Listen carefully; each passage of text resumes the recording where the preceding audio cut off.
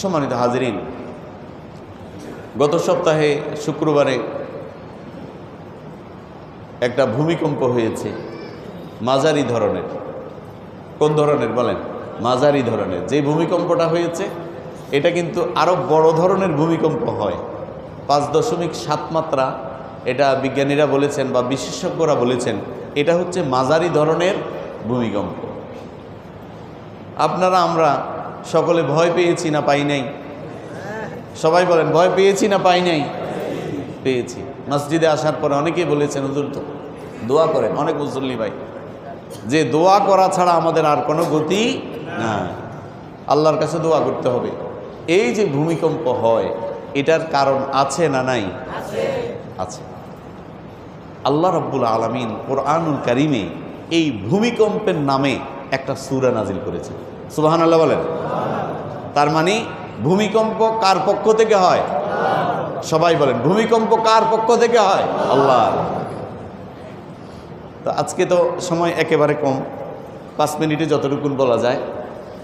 এই ভূমিকম্পের নামে যেই সূরাটা আল্লাহ তাআলা কোরআনুল কারীমে নাজিল করেছেন এটার নাম হচ্ছে সূরাতুল জিলজাল। বলেন, সূরাটার নাম কি? সূরা জিলজাল।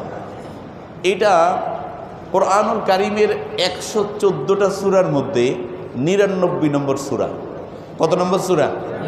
99 নম্বর সূরা।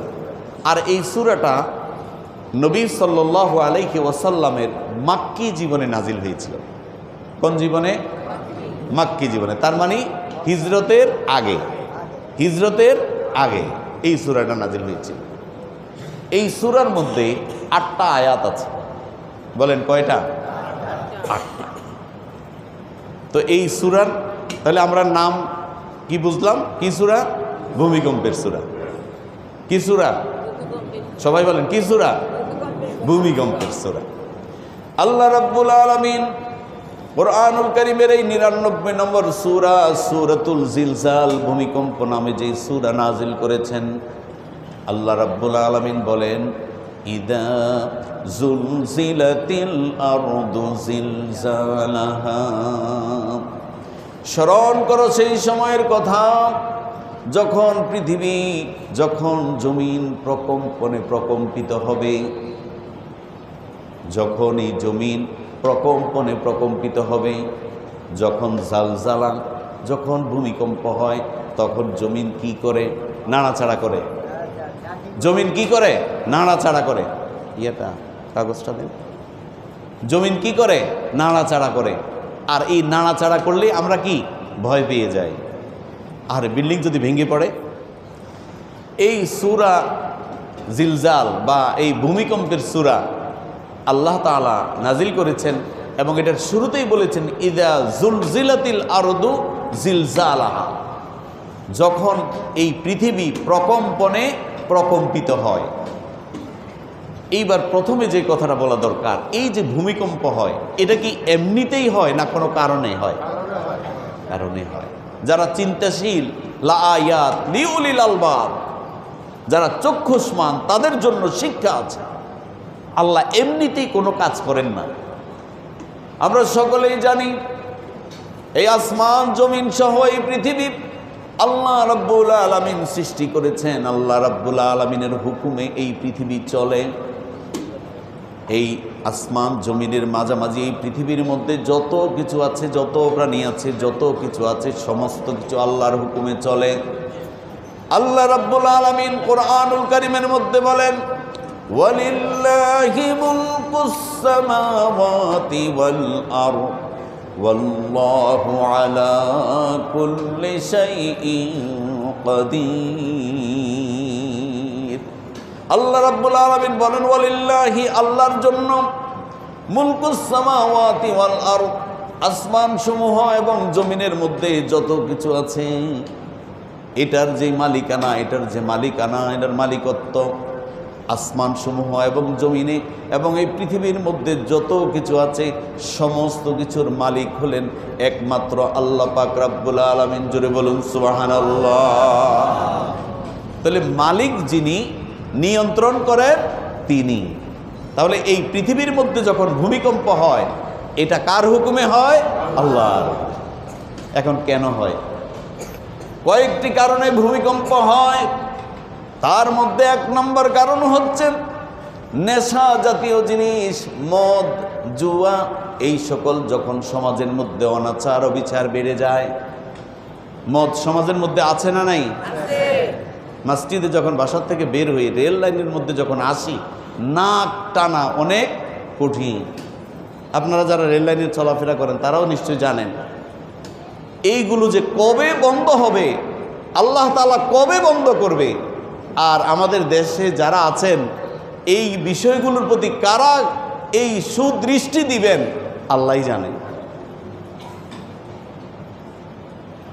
1 নাম্বার মদ এবং জুয়া, এরপরে প্রতিমা পূজা, বেদি, এরপরে লটারি, এগুলো যখন বেড়ে যাবে তখন আল্লাহর পক্ষ থেকে কি আসে? আযাব, গজব আসে, আযাব আসে। আপনি নবীদের ইতিহাস খুলে দেখেন, হযরতে লূত আলাইহিস সালাতু ওয়াস সালামের জাতিকে, হযরত সালেহ আলাইহিস সালাতু ওয়াস সালামের জাতিকে, হযরতে মূসা আলাইহিস সালাতু ওয়াস সালামের জাতিকে, এরকম অসংখ্য নবী এবং রাসূলের জাতিকে শুধুমাত্র আল্লাহর অবাধ্যতার কারণে তাদেরকে এই পৃথিবীতে আল্লাহ ধ্বংস করে দিয়েছিলেন। আর এখন ওই আল্লাহ আছেন না নাই? আছে। আপনি তো মনে করেন আমি এগুলো করতেছি, মনে কেউ দেখে না। আর কেউ দেখে না, একজন দেখেন, যিনি দেখেন তিনি কে? আল্লাহ।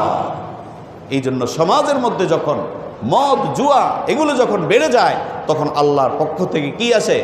আযাব আসে। 2 নম্বর, আল্লাহ পাকের বিধান যখন মানুষ মানে না, আল্লাহর বিধানের তোয়াক্কা করে না, আল্লাহর হুকুমের তোয়াক্কা করে না, নামাজের সময় নামাজ পড়ে না, রোজার সময় রোজা রাখে না, হজের সময় হজ করে না, যাকাত ফরজ হয়েছে যাকাত দেয় না, গরিব অনাথ তাদেরকে সহযোগিতা করে না, সমাজের মধ্যে যখন রাহাজানি বেড়ে যায় তখন আল্লাহ পাকের পক্ষ থেকে জমিনের মধ্যে আযাব আসে। জোরে বলুন নাউযুবিল্লাহ। কোরআনুল কারীমের মধ্যে আছে আল্লাহর বিধানকে যখন মানুষ মানে না, আল্লাহ রাব্বুল আলামিন রিজিক কমায়া দেন। আল্লাহ রাব্বুল আলামিন কিয়ামতের ময়দানে ওই ব্যক্তি যে আল্লাহর বিধানকে মানলো না তাকে অন্ধ করে উঠাবেন। সূরা তাহার মধ্যে আল্লাহ রাব্বুল আলামিন বলছেন, ওয়ামান আ'রাদা আন যিকরি ফাইন্না লাহু মাঈশাতান দানকা ওয়া নাহশুরুহু ইয়াওমাল কিয়ামাতি আ'মা। ওয়ামান আ'রাদা আন যিকরি, যেই ব্যক্তি আল্লাহর বিধান থেকে দূরে সরে গেল, আল্লাহর বিধানকে মানল না, আল্লাহর বিধানকে তোয়াক্কা করল না, আল্লাহ রাব্বুল আলামিন এই দুনিয়ার মধ্যে তাকে কষ্ট দিবেন রিজিক দিয়া।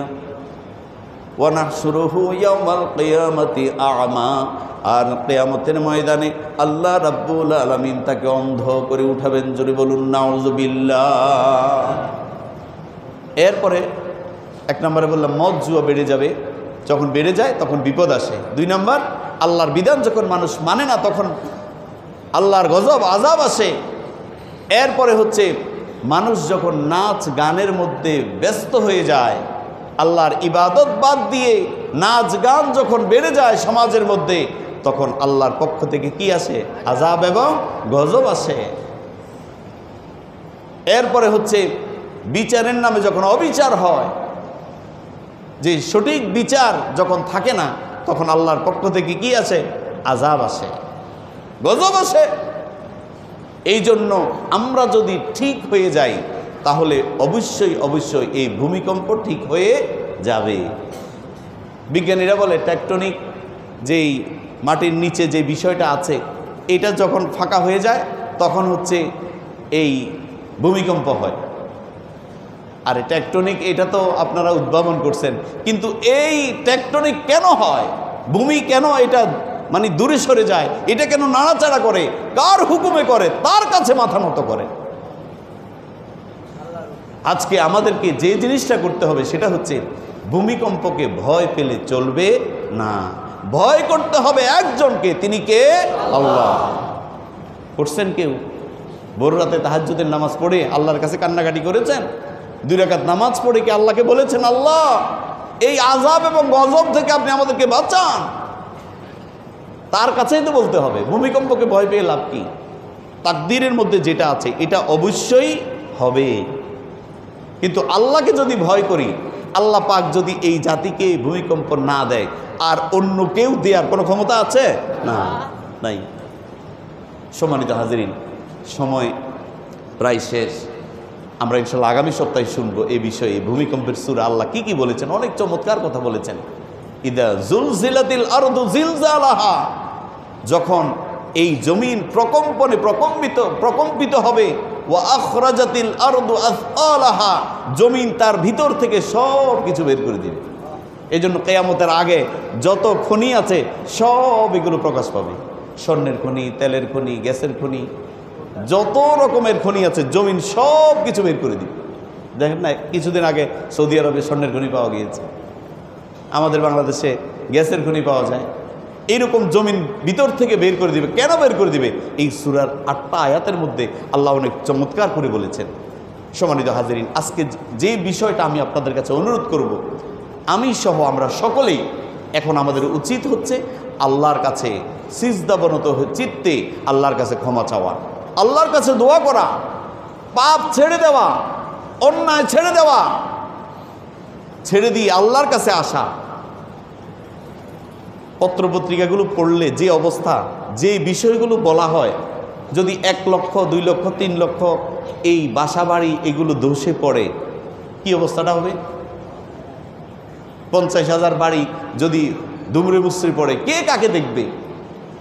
পত্রপত্রিকার মধ্যে দেখলাম যে মা এবং বাচ্চাটা মারা গিয়েছে দেয়াল পড়ে, মা অসুস্থ হয়েছে, মাকে ঢাকা নিয়ে আসছে, কয়েকটা হসপিটালের মধ্যে দেখেছে কোনো সিট পায় নাই। কেউ পড়েছেন কিনা আমি জানি, আমি পড়েছি, সিট পায় নাই। এটা হচ্ছে মাত্র 450 থেকে 600 লোক আহত হয়েছে, 10 জন মারা গিয়েছে এই যে শুক্রবারের ভূমিকম্পে। এবার যদি শত শত হাজার লক্ষ মানুষ মারা যায়, তখন অবস্থাটা কি হবে? এই জন্য এইগুলো যাতে না হয়, একজনের কাছে ক্ষমা চাইতে হবে। কার কাছে বলেন? আল্লাহ। এই জন্য শেষ রাতে ওঠেন, নামাজগুলো পড়েন, আল্লাহকে চিনেন, আল্লাহকে জানেন, আল্লাহর কাছে পানাহ চান। আল্লাহ ছাড়া এই বিপদ থেকে কেউ রক্ষা করতে পারবে না। আসুন আমরা সকলেই আল্লাহ তাআলার কাছে প্রার্থনা করি, ক্ষমা চাই। আল্লাহ, আমরা অনেক দুর্বল, তোমার শেষ নবীর উম্মত আমরা, আমাদেরকে এরকম আযাব এবং গজব তুমি দিও না। এই প্রার্থনা আমরা করি। আসুন আল্লাহ তাআলা আমাদের সকলকে নিরাপদের সাথে, নিরাপত্তার সাথে ইবাদত বন্দেগী করার, বেঁচে থাকার তৌফিক নসিব করুক। সবাই বলি আমিন।